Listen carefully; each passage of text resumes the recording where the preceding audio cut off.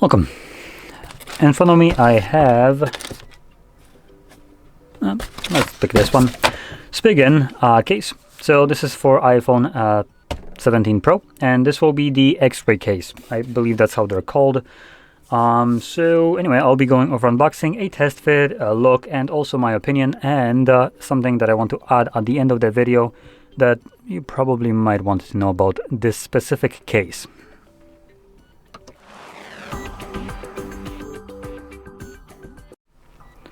So anyway, let's just get straight into this. Not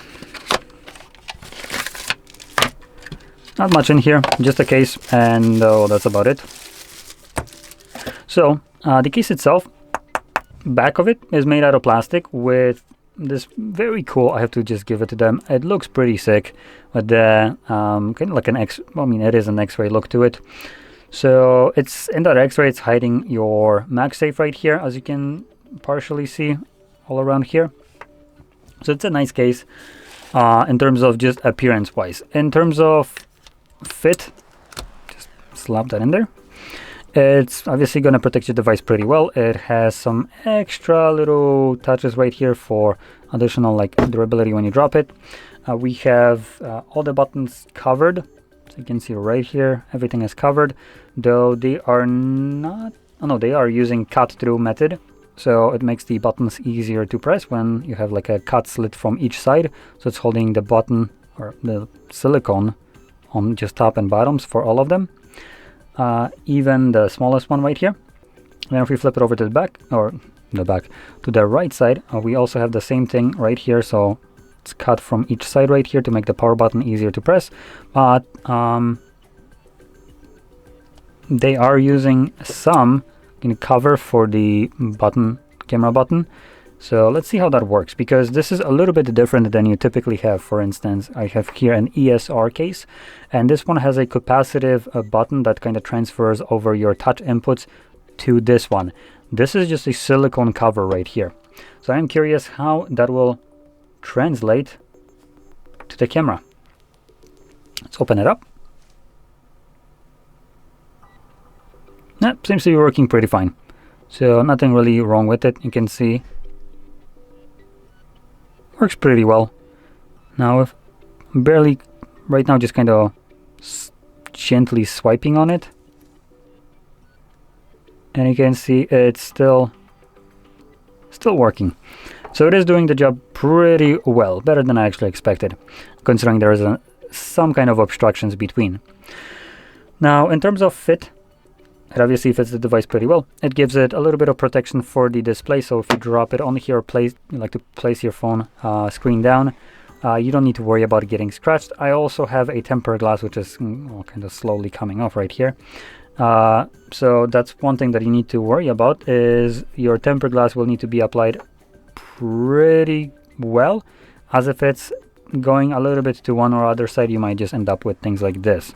So my tempered glass is like, I don't know, 1/10 of a millimeter off, and you can see just a little bit of bezel right here, and here the case is actually propping up the tempered glass. So when applying your tempered glass, you might want to first put on the case and then the glass, so the case itself will act as a kind of guiding bumper to the tempered glass. Now like I was mentioning, we have the little border right here that protects the screen even with the tempered glass, so you don't need to worry about extra thickness. It's still going to cover it. At the back, if you want to use any kind of lens protection, you can't right here, at least not the bigger ones that you can like plop on here, like a specific rings like I was applying in one of the videos. Also, you won't be able to use one of these like bigger entire island kind of covers or plateaus that are protected by just having a slab of glass going all around here, because this case does have its own kind of border around it. So it is pretty precisely cut, so meaning your cameras can't really have almost anything on here unless it's like, I don't know, millimeter thick. As you can see, there's not much space between the camera bump and the case itself. So the only way you can protect your lenses is if you have just like circle glass circles that you'd glue on top of your lens to protect it that way, assuming you even want to protect your lenses.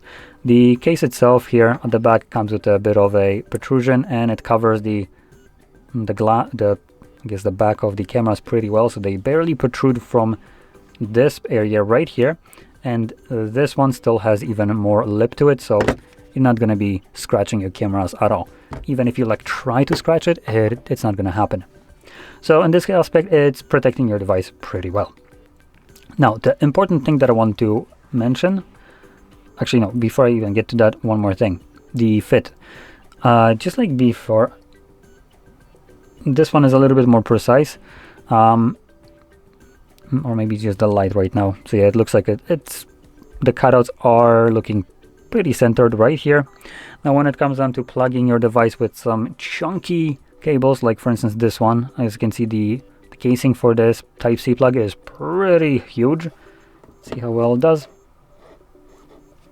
Doesn't interfere at all with it, so you can get some pretty chunkers cables in there and should have no problem. Now the important part that I wanted to mention, one that I know from experience, not my own, but someone that works here.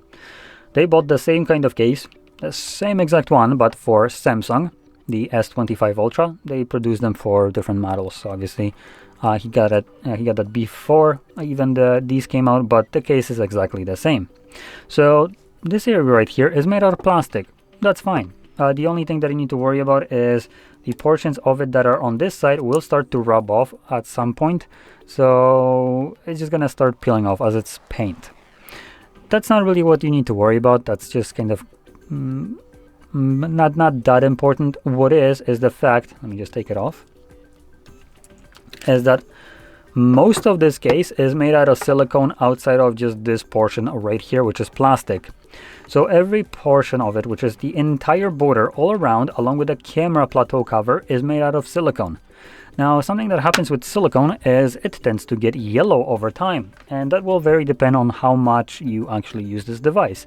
I'm not necessarily sure this is some kind of like oxidation process that happens to make it yellow or not, as I do have cases right here that have not been used for a very long time, and they haven't been used in general that much, so they've been primarily laying, and they don't have that kind of nasty yellow tint that I'm talking about, but you can still partially kind of showcase this.